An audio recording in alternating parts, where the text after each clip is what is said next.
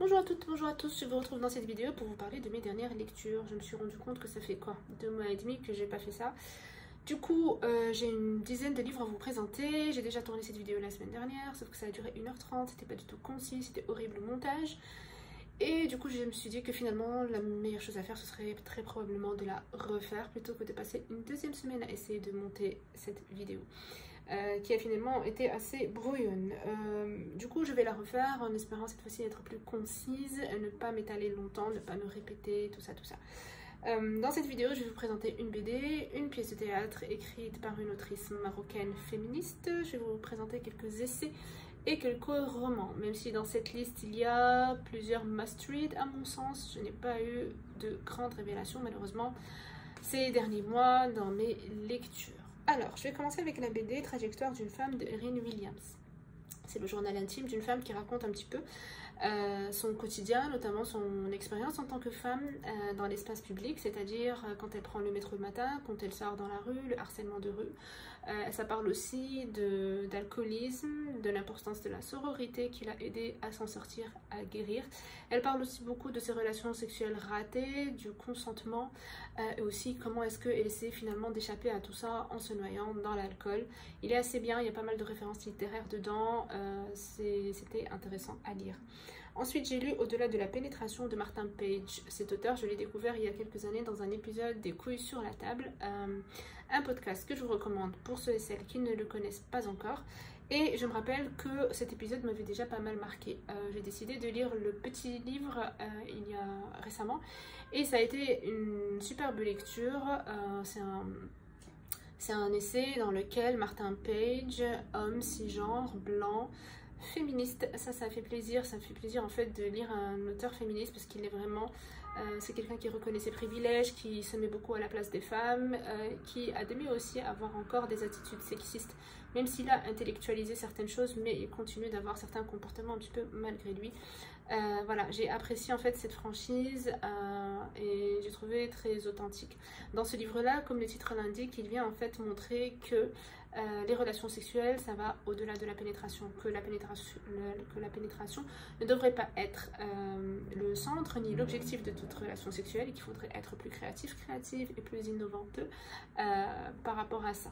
C'est un livre que je trouve peut-être aussi très déculpabilisant par rapport à des personnes qui pourraient avoir des soucis avec la pénétration, que ce soit des hommes par exemple qui ont des problèmes d'érection ou que sais-je, ou encore des femmes qui ont mal pendant la pénétration parce que visiblement il y a une grande majorité de femmes qui souffrent de ça d'après certaines études que j'ai pu lire dernièrement ici et là. Voilà.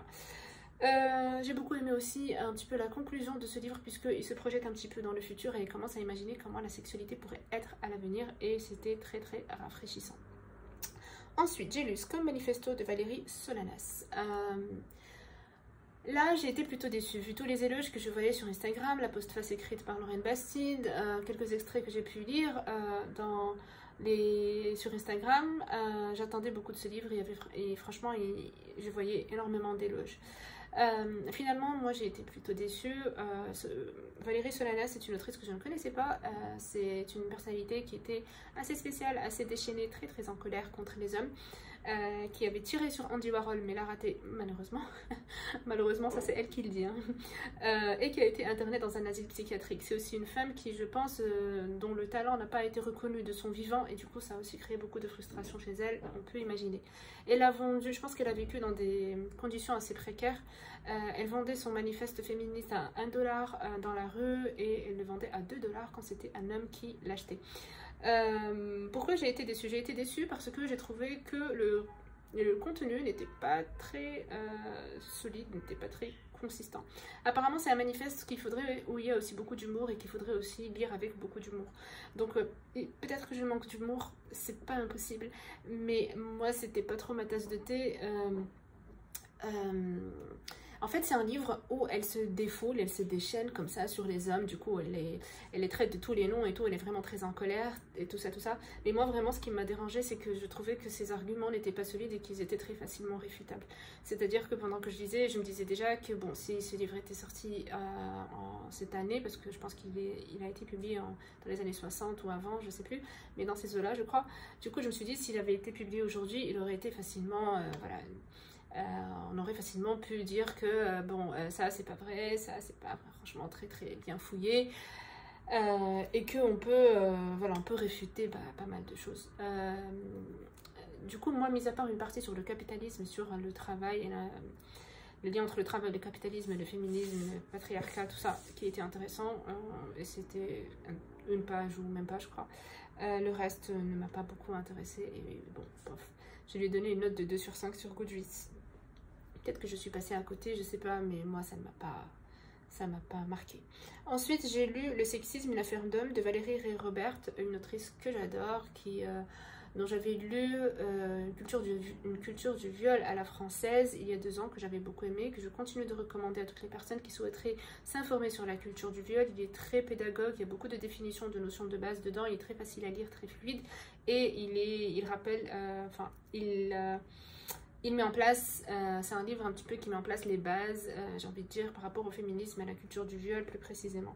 Il ne faut pas se laisser tromper par le titre parce que ça ne parle pas finalement que de la culture du viol en France, mais c'est vraiment quelque chose malheureusement qui est universel et qui pourrait intéresser tout le monde. Par rapport au sexisme, une affaire d'homme, ici, c'est un livre un petit peu plus général, donc elle va parler de masculinité, de virilité, et là je vous recommanderai un autre livre qui est Le mythe de la virilité d'Olivia Gazalet, que je trouve beaucoup mieux par rapport à ce sujet. Ici, moi franchement, bon, je lui ai mis une note de 4 sur 5, j'ai adoré le lire, mais je n'ai pas appris quelque chose de nouveau, du coup voilà, ça m'a pas marqué plus que ça. Maintenant, tout ce qu'elle dit dedans est pertinent et intéressant, elle montre le lien entre la virilité et la violence. Que ce soit la violence des hommes contre les femmes ou des hommes entre eux, etc. De l'éducation sexiste qu'on inflige à nos enfants, voilà, enfin de pas mal de choses. Je lui ai donné une note de 4 sur 5, mais il ne m'a pas marqué autant qu'une culture du viol à la française. Ensuite, j'ai lu Jouissance Club, une cartographie du plaisir de June Plat. Je profite pour dire que je l'ai vu hier sur Instagram chez la librairie Les Insolites à Tanger. Si ça pourrait intéresser certains d'entre vous qui sont au Maroc, voilà, vous pourrez toujours le commander. Cette vidéo n'est pas sponsorisée, c'est juste que voilà, j'en profite pour vous le dire au cas où. Jouissance Club, je suis tombée dessus par hasard. Je ne connaissais pas du tout l'autrice. Apparemment, c'est aussi le nom de sa page Instagram et en fait, tout est parti de là. Elle a créé une page Instagram, je pense qu'il s'appelle aussi Jouissance Club, et qui parle de sexualité. Et l'autrice, elle recevait énormément, en fait, je pense des centaines ou des milliers de messages de femmes et d'hommes par rapport à la sexualité, soit des questions, soit des partages d'expériences, soit des témoignages, voilà, ou alors qui étaient là pour demander conseil ou pour demander des fois si il ou elle était normaux, ou si leur relation sexuelle était normale, quoi. Et en fait, elle a fini par réaliser que toutes ces femmes, et je sais pas si s'il y avait des hommes aussi, je sais plus, en tout cas toutes ces personnes qui se croyaient un petit peu uniques et seules, et être les seules à se poser certaines questions, que finalement, elles étaient des milliers de personnes à se poser ça. Et du coup, elle a mené une petite enquête, et elle s'est basée aussi sur son expérience personnelle, et elle a écrit ce livre-là pour donner quelques tips, quelques idées aux hommes et aux femmes, qu'elles soient hétéros, gays, lesbiennes, peu importe, pour en fait, comment dire, pour diversifier leurs pratiques sexuelles, pour être un peu plus innovantes, enfin elle donne des idées et en fait, le livre est écrit avec un ton très léger, très drôle. C'est pas du tout un livre académique ou c'est pas du tout un discours sérieux. Voilà. Elle est aussi féministe. Ça commence un petit peu comme ça. Elle place un petit peu d'où elle parle. Et ensuite, le livre est divisé en deux. Le premier, c'est par rapport à l'anatomie du sexe de la femme. Et la deuxième partie, c'est par rapport à l'anatomie du sexe de l'homme. Et Et elle montre, grâce à des illustrations qui sont donc des dessins, elle montre un petit peu quelques pratiques à faire. Et du coup, à chaque fois, on a une illustration, un dessin avec 2-3 lignes qui t'explique un petit peu comment faire et si tu as besoin de matériel pour faire ça. Et c'était super intéressant. C'était super intéressant à lire. Je l'ai recommandé à plein de monde dans mon entourage quand je l'ai découvert.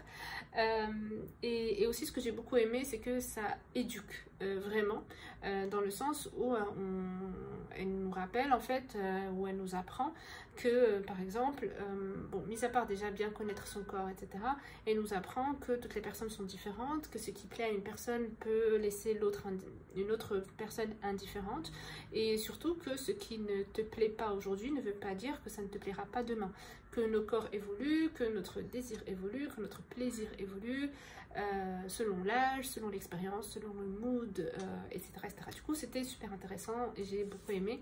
Et lui aussi, il peut être déculpabilisant par rapport à certains couples qui pourraient avoir des soucis ou pas, quoi. Voilà. Ensuite, j'ai lu Spring de Hayley Smith. J'avais adoré Autumn et Winter, mais malheureusement Spring n'était pas aussi intéressant pour moi, tout simplement parce que Autumn, il me semble que ça parlait un petit peu des réseaux sociaux et de certaines problématiques contemporaines. Le Winter, je crois que ça parlait du Brexit, etc. Donc c'était encore une fois, on était dans l'Angleterre contemporaine avec des questions de société qui pouvaient être un petit peu, voilà, pourraient intéresser plus de monde. Alors que dans Spring, c'était assez spécifique puisqu'on suivait un homme qui était, je crois, scénariste et qui préparait, enfin qui devait réaliser, je crois, un film sur un auteur anglais. Et du coup, il allait faire des recherches sur cet auteur, etc.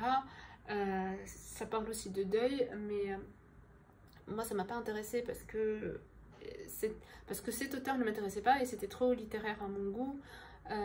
Voilà, du coup, j'ai zappé, quoi. J'ai essayé franchement de le lire, j'aime toujours la plume d'Hayley Smith, mais là c'est le sujet qui ne m'intéressait pas et du coup je l'ai abandonné vers la moitié, il me semble. Ensuite, j'ai lu Nos mères de Fedwa Misk, qui est une pièce de théâtre qui présente des personnages féminins, des portraits de femmes, voilà, qui présentent des portraits de femmes assez différentes. Fedwa Misk est une journaliste, autrice aussi du coup, qui est très active, féministe depuis très longtemps, et qui apparemment fait beaucoup de choses. Moi je la connaissais pas beaucoup, je l'ai découverte récemment. Elle a une plateforme, enfin je sais pas si ça existe encore, mais en tout cas elle avait une plateforme il y a quelques années qui s'appelait Prendisha et qui était du coup, voilà, j'imagine que c'était une plateforme qui donnait la parole aux femmes, etc., etc. J'ai aussi assisté à une rencontre avec Fedwa Misk à Rabat et j'ai beaucoup aimé, j'ai adoré la personne, j'ai adoré son aura. C'était une rencontre assez intime, j'ai trouvé très authentique, et j'ai aussi beaucoup aimé assister aux interactions avec le public, parce que c'est cool de rester dans mon monde Instagram féministe et je dois l'admettre assez blanc, mais dans cette rencontre-là, j'ai pu voir les réactions de certaines femmes de ma société marocaine par rapport au livre. C'est-à-dire qu'il y avait énormément de monde. Il y avait une catégorie d'âge qui était assez... des personnes étaient... J'ai l'impression que la majorité avait plus de 50 ans. Et du coup, certains propos de Fedwa Misk, ou certains personnages, visiblement, avaient choqué certaines personnes. Et c'était assez intéressant et drôle à voir et à écouter. Et c'était aussi un rappel pour dire que voilà, notre société n'est pas, enfin, tout le monde n'est pas prêt pour le féminisme. Mais voilà, c'était intéressant. C'est très court comme pièce de théâtre. Franchement, je l'ai lu en un après-midi. Ce sont des monologues de femmes. Il n'y a que les femmes qui prennent la parole dans cette pièce de théâtre. Et vers la fin, elles se rencontrent toutes autour d'une thématique très intéressante que je vous laisserai découvrir si vous le lisez. Et j'ai beaucoup aimé la plume de Fedwa Misk et j'ai bien aimé ce livre. Je lui ai donné une note de 4 sur 5. Ensuite, j'ai lu un roman que j'ai adoré. C'est Les choses humaines de Karine Thuil que j'ai découvert dans, dans une vidéo de Émile Roy, je crois qu'il s'appelle. Il est canadien, il a une excellente chaîne YouTube, il fait d'excellentes vidéos littéraires. Et il avait très bien parlé de ce livre et du coup je me suis dit allez, je vais le lire parce qu'en plus il l'avait lu très vite et du coup c'était aussi un autre bon argument pour moi vu que je n'ai plus trop le temps de lire en ce moment. Et effectivement ça se lit vite, ça faisait très longtemps, plus d'1 an que je ne m'étais pas plongée comme ça dans un roman que j'avais pas envie de redéposer, que j'ai adoré lire, que je lisais tout le temps. Karine Thuil, je connaissais de nom, notamment dans les rentrées littéraires et tout, mais je ne l'avais jamais lu. Et là, ça a été le cas, j'ai adoré. C'est l'histoire, on se plonge dans le milieu journalistique français. Ça m'a un petit peu rappelé The Morning Show avec Jennifer Aniston, parce qu'on va ici aussi suivre un journaliste politique, qui est marié à une essayiste féministe. Et en fait, dans ce roman-là, j'ai un peu de mal à en parler parce que, je sais pas. Ce que j'ai surtout aimé, c'était l'écriture, c'était les idées de l'autrice, c'était assez d'actualité, voilà, parce que ça va parler de sujets féministes, ça va parler de viol. Il y a, je crois, carrément un tiers du livre qui est dédié à un procès par rapport à un viol. C'était intéressant de se mettre dans la tête de l'accusé et de celle qui condamne le violeur, et de voir un petit peu les perspectives de chacune, voilà. Du coup, c'était intéressant, ça parle aussi beaucoup des relations de couple, de leur complexité. Et finalement, le livre, il porte très bien son titre parce que ça parle vraiment de ce qui fait l'humain. Je vous mettrai aussi en lien en barre d'infos la vidéo de Émile Roy où il en parle encore mieux que moi pour finir de vous convaincre d'aller le lire. C'était pas un 5 sur 5, c'était un 4 sur 5, mais c'était une très bonne lecture et je lirai avec grand plaisir d'autres livres de Karine Thuil. Ensuite, j'ai lu Caste, The Origins of Our Discontents de Isabelle Wilkerson. Je l'ai commencé le 4 avril et je l'ai terminé le 16 juin. Ça m'a pris quoi, plus de 2 mois à le lire, mais en même temps c'est un gros pavé. Et du coup aussi que je ne lisais pas tout le temps parce que je ne pouvais pas le transporter avec moi tout le temps. Je l'ai lu tout en écoutant l'audio-livre pour me motiver en fait à avancer dedans. Lui c'est un must-read. Il y a Oprah qui l'a lu je crois dans son book club et qui a invité l'autrice et qui a fait une interview avec elle en 2 parties. Et Oprah elle a dit que quand elle a lu le livre, je pense quand elle a fini, en tout cas à un moment donné, elle l'a envoyé à énormément de personnalités influentes et qui ont du pouvoir. C'est-à-dire qu'elle l'a envoyé à tous les directeurs, directrices de chaînes télé, les présidentes des grandes universités aux États-Unis, des magazines, etc. Elle leur a offert ce livre parce que tout le monde devrait le lire et je la comprends. Caste est un livre assez différent des autres livres que j'ai pu lire sur la race et le racisme. Tout simplement parce que dans Caste, déjà c'est la première fois que je lis un livre qui parle de caste et non pas de racisme tout court ou de race, mais ça parle de caste. Et en fait, dans le livre, tout au long du livre, à chaque fois, l'autrice, elle fait le parallèle, elle fait des comparaisons entre le système des castes aux États-Unis et celui en Inde et le système nazi en Allemagne. Elle parle aussi de, je crois, 8 piliers qu'elle a identifiés par rapport aux castes et qui vient en fait à travers tout le livre. Bon, il est énorme, du coup, elle a franchement abordé énormément de thèmes et de sujets. Mais à travers le livre, elle vient montrer comment ce système de castes a été finalement tellement, on se l'est tellement imprégné, on l'a tellement intégré qu'on ne les voit plus, ces castes. Elle montre en fait comment ces castes ont été mis en place et comment on en est arrivé là en fait.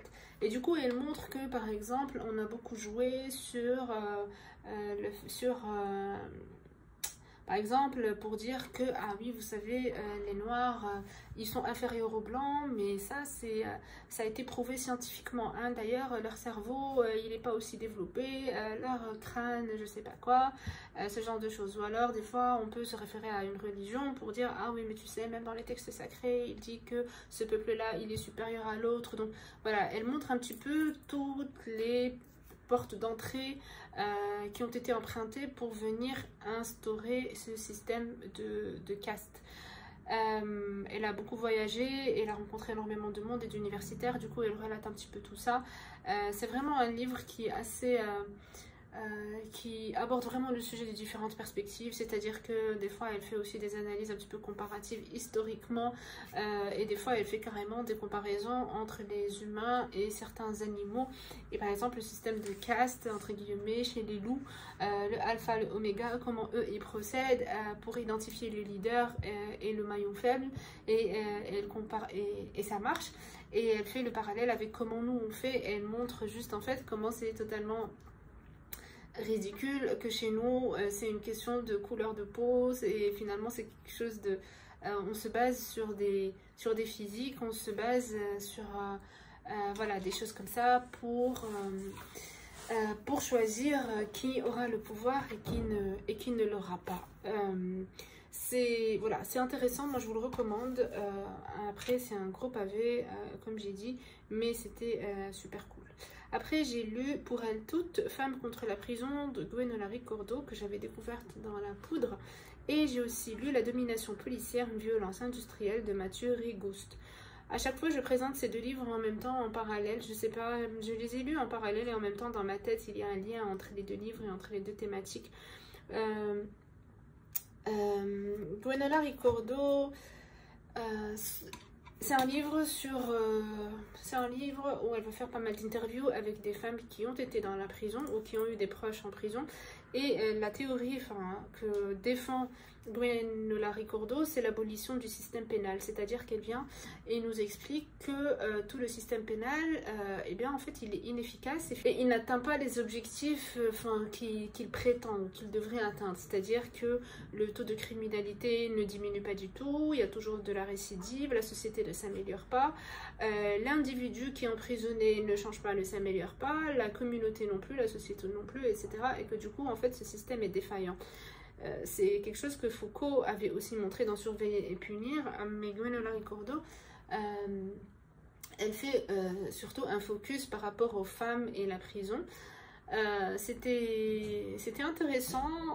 Moi, ce que j'ai aimé, c'était surtout cette idée d'abolition du système pénal qui m'a beaucoup parlé, juste parce que moi, personnellement, j'ai toujours trouvé ça risible, juste qu'un être humain puisse punir un autre être humain, tout simplement. Le système de la punition en soi est un concept assez problématique et qui lui seul mérite en fait une grosse réflexion. Du coup, elle parle aussi de ça, et elle part aussi de ça, c'est-à-dire de la punition jusqu'au système. Et ce qu'elle propose, elle, c'est qu'au lieu de prendre, quand il y a un crime ou un délit ou autre, au lieu de faire le focus sur l'individu qui a commis ce crime et juste l'isoler, pourquoi ne pas plutôt attaquer les causes et les conditions qui ont mené cette personne à atteindre ce crime. Ceci ne veut absolument pas dire déresponsabiliser le ou l'autrice du crime, mais plutôt d'attaquer l'origine du problème en fait. Parce que cette personne-là, elle ne s'est pas réveillée un matin et elle a décidé de commettre un crime. Voilà, c'est pas quelque chose de inné ou c'est pas un caractère, à moins d'être un psychopathe ou je sais pas, mais c'est pas voilà, c'est la société en fait qui est fautive en quelque sorte, et ce sont des conditions qui ont mené cette personne à agir de la sorte. Et elle dit que en procédant ainsi, on va rendre service en fait à la communauté, à la société, et c'est toute la communauté qui est impliquée dans le processus. La personne qui a commis le crime elle-même, la personne qui l'a subi, enfin les victimes, et aussi toute la société autour, et que c'est que comme ça qu'on peut améliorer et l'individu et la société, et faire en sorte en fait que ça ne se reproduise plus. Elle n'est pas dans l'utopie, ça ne veut pas dire qu'on va avoir une société parfaite, il y aura toujours des défaillances, mais au moins qu'on puisse éviter que ça se répète, etc.